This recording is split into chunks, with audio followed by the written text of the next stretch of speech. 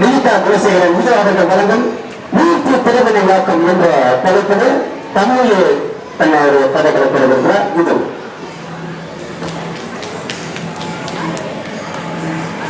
அவை தலைவர் அவர்களே, அறிவு கண்களை திறந்து வைக்கும் ஆசிரியர்களே, மதிப்பிற்குரிய பெற்றோர்களே, என் சக நண்பர்களே, உங்கள் அனைவருக்கும் என் இனிய மாலை வணக்கத்தை தெரிவித்துக் கொள்கிறேன்.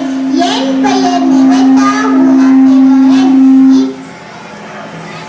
நான் பேச எடுத்துக்கொண்ட தலைப்பு முயற்சி திருவினையாக்கும் என்பதாகும். முயற்சி திருவினையாக்கும், முயற்சியின்மை இன்பம் புகட்டிவிடும் என்பது வள்ளுவரின் திருவாக்காகும்.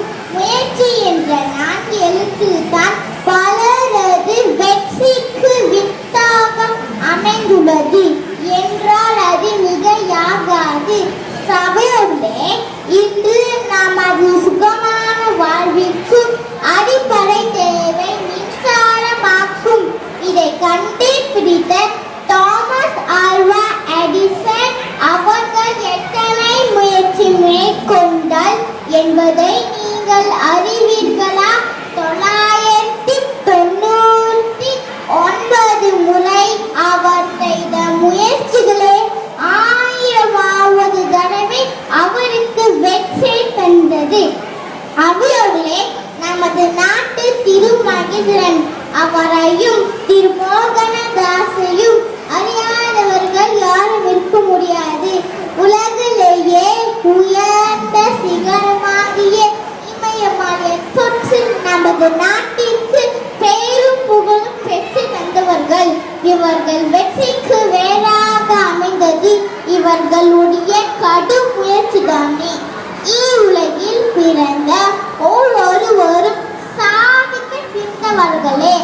அவரவரின் உழைப்பு முயற்சி முதலில் வெற்றி விளைவாகவே வாழ்க்கையில் சாதனை படைக்கின்றன.